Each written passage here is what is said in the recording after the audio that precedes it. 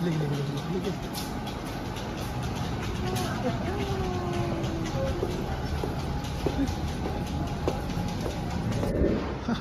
చేస్తున్నావు ఏం చేస్తున్నావు ఏం చేస్తున్నావు?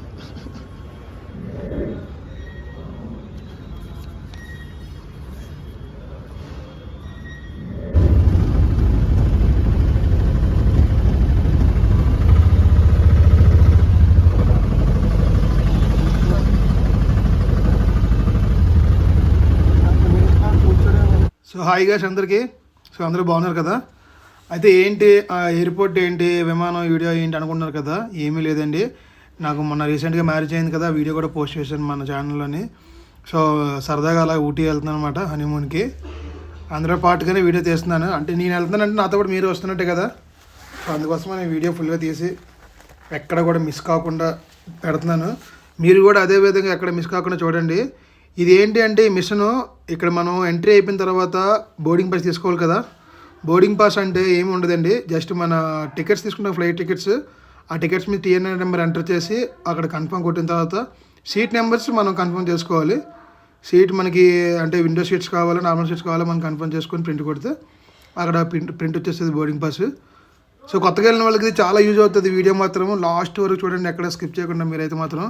సో మనమైతే ఇక్కడ ఎందుకు వెయిట్ చేస్తున్నామంటే ఇంకా మనమైతే ఎంట్రన్స్ అయిపోయాము. యాక్చువల్గా మన ఫ్లైట్ అయితే 7:45కి, కాకపోతే మనం కొత్త కదా, సో ట్రావెలర్స్ కూడా చెప్పారు కొంచెం ఎర్లీగా వెళ్ళిపోండి అని చెప్పి. సో మనమైతే 5:10కి 5:15 కల్లా ఎయిర్పోర్ట్లో ఉన్నాం.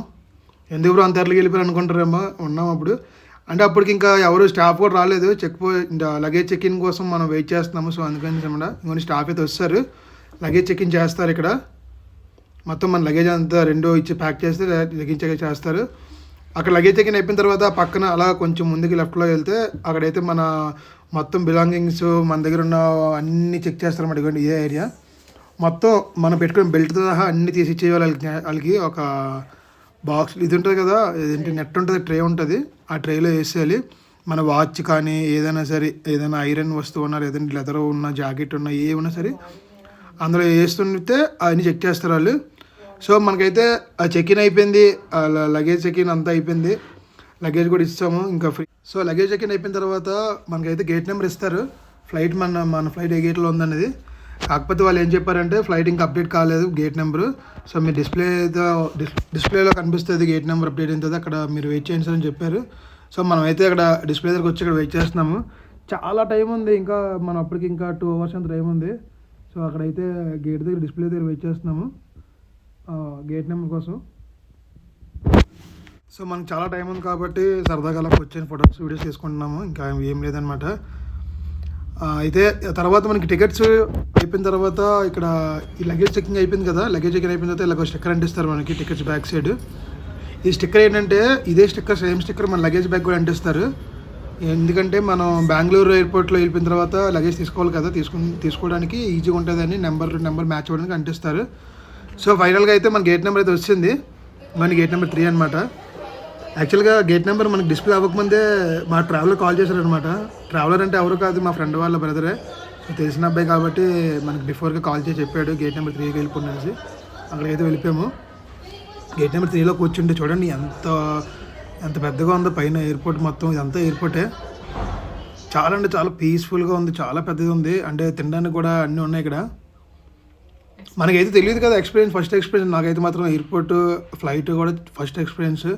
మీలో ఎవరైతే ఫస్ట్ ఎక్స్పీరియన్స్ అంటే నా వీడియో ద్వారా తెలుసుకుంటున్నారో, ఎయిర్పోర్ట్ని చూస్తున్నారో కామెంట్ చేయండి మన ఛానల్లోని. ఇంకా ఇదే మన ఎక్కుతున్న ఫ్లైట్లోకి అయితే రైట్గా ఎంట్రీ అయిపోతున్నాం మనం. యాక్చువల్గా ఫ్లైట్లోకి 2 అంటే 2 రకాలుగా ఎంట్రీ అవుతారంట, మనకు కూడా తెలీదు. నేను కూడా ఇలాగ ఊటీ వెళ్ళే ముందు వీడియోస్లో చూసాను ఎలాగ ఏంటి అనేది, చూసి స్టార్ట్ అయ్యాను. అంటే 2 రకాలు ఏంటంటే డైరెక్ట్గా ఫ్లైట్లోకి ఇలాగ ఎంట్రీ అయిపోతారు ఈ విధంగా, లేదంటే ఏదైతే ఎయిర్పోర్ట్ బస్సు ఉంటుందో బస్సు వస్తుంది విమానం దగ్గర తీసుకెళ్ళడానికి, బస్సులో వెళ్ళొచ్చు. కానీ మనకైతే డైరెక్ట్గా ఎయిర్పోర్ట్లోకి ఫ్లైట్లోకి డైరెక్ట్గా వెళ్ళిపోతున్నాం మనం. సో ఇదే మన ఫ్లైట్లో డైరెక్ట్గా ఇంకా ఫ్లైట్లోకి వెళ్ళిపోవడమే. వీడియో మాత్రం చాలా అంటే చాలా బాగా వచ్చింది, మీరు మాత్రం ఎక్కడ మిస్ కాకండి వీడియో.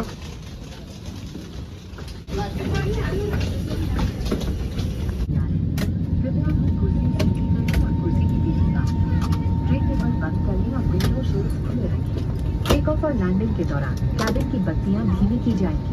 यदि आप पढ़ना चाहें तो पैनल में लगी बत्ती का प्रयोग करें। धन्यवाद। Request your attention please. As we prepare for departure, please open the window shades, straighten your seat backs, close your...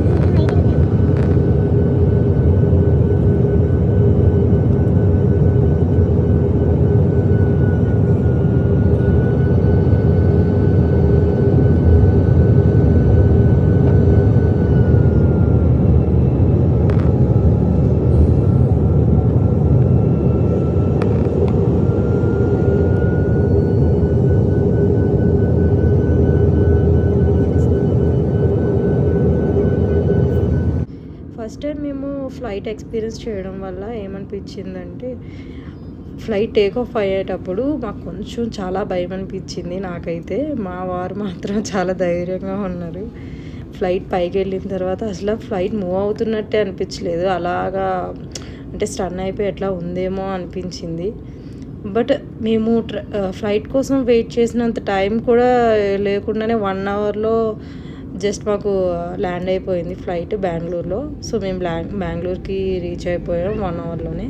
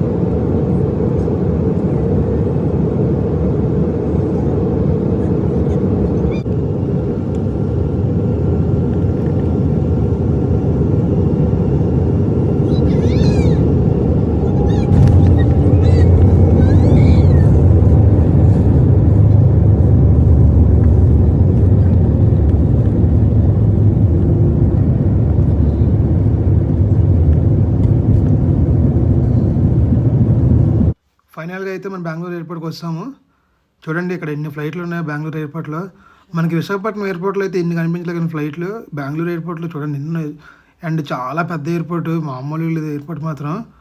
మన వైజాగ్ ఎయిర్పోర్ట్ కన్నా అండ్ బెంగళూరు ఎయిర్పోర్ట్ పెద్దని విన్నాను, కానీ మరీ ఇంత పెద్దదని అనుకోలేదు. ఫస్ట్ టైం చూస్తున్నాను కదా, ఫ్లైట్లు కూడా అక్కడక్కడ చీమల్లాగా ఉన్నాయి. అది అంత దగ్గరగా ఉన్నా సరే అంత చిన్నగా కనపడుతుంది అంటే అంత పెద్దగా అర్థం కావట్లేదు ఫ్లైట్స్ నాకు. మొత్తం కదా సేఫ్గా రీచ్ అయిపోయాం బెంగళూరు ఎయిర్పోర్ట్కి. ఇంకోటి ఏంటంటే ట్రైన్లో అయితే మనకి డైరెక్ట్గా వైజాగ్ నుంచి ఊటీకి 1 డే జర్నీ అన్నారు, కానీ అదే ఫ్లైట్లో అయితే 1.5 అవర్లో వచ్చేసాము. చాలా కామెడీగా ఉంది కదా. 1.5 అవర్ అంటే బెంగళూరుకి 1.5 అవర్లో వచ్చేసాము. ఊటీకి డైరెక్ట్గా ఎయిర్పోర్ట్ లేదు, అదే ఊటీకి ఎయిర్పోర్ట్ లేదు కాబట్టి మనం బెంగళూరు కానీ కోయంబత్తూరు కానీ మనం చూస్ చేసుకోవాలి ఎయిర్పోర్ట్ ఫ్లైట్ ఎక్కేవాళ్ళు. నేను బెంగళూరు నుంచి చూస్ చేసుకున్నానంటే బెంగళూరు నుంచి మనం బస్ ట్రావెలింగ్ చేస్తే కొంచెం మనకు చూసినట్టు ఉంటుంది, వీడియోస్ కూడా బాగుంటాయి కదని చెప్పేసి నేను బెంగళూరుకి వచ్చేసాను.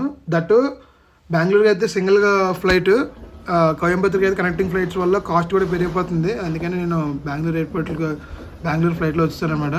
సో మొత్తంగా ఫ్లైట్ కూడా దిగిపోయాం మేము. ఇదిగోండి బెంగళూరు ఎయిర్పోర్ట్ చూడండి ఎంత బాగుందో. అదే మనం దిగిన ఫ్లైట్. ఇప్పుడు బెంగళూరు ఎయిర్పోర్ట్ మామూలు కాదు, చాలా అంటే చాలా పెద్దది. నాకు చూస్తాను కొద్దిగా చూడాలనిపిస్తుంది అలా. ఎయిర్పోర్ట్ అంత బాగుంది, చాలా హైజీనిక్గా ఉంది ఎయిర్పోర్ట్ మొత్తం. చాలా అంటే చాలా క్లాస్గా ఉంది ఎయిర్పోర్ట్. ఫ్లైట్ ఎక్స్పీరియన్స్ అయితే చాలా బాగుంది, నాకు నచ్చింది. Literally I enjoyed it. అందులోనూ మా హస్బెండ్తో వెళ్తున్నాను కాబట్టి చాలా ఎంజాయ్ చేశాను. నాతో కాకుండా ఇంకా వెళ్తే ఓటింగ్ అంటే అలా అని కాదు, నచ్చిన వాళ్ళు పక్కన ఉంటే ఆ జర్నీ ఇంకా హ్యాపీగా ఉంటుంది కదా. సో అంటే నీకు ఇంకా హ్యాపీగా అదనమాట. మేము వాక్ చేసుకుంటూ వెళ్తున్నాం. మేము అంటే లగేజ్ కౌంటర్ దగ్గరికి వెళ్తున్నాము. చూసారా అది ఎయిర్పోర్ట్ చాలా పెద్దగా ఉంది. మన తెలుగు వాళ్ళు కూడా ఎవరు లేరు ఇక్కడ. అందరూ కెనడా, హిందీ ఇట్లానే లాంగ్వేజెస్ మాట్లాడుతున్నారు. యాక్చువల్లీ మాకైతే ఏం చేయాలి అర్థం కాక అలాగ అందరూ నడుస్తున్నారు కదా, వాళ్ళతో కూడా వెళ్ళిపోతున్నాం అంతే. అంటే ఏరోమాక్స్ ఉన్నాయి, వాటిని చూసుకుంటూ అట్లా వెళ్ళిపోతున్నాం అంతే.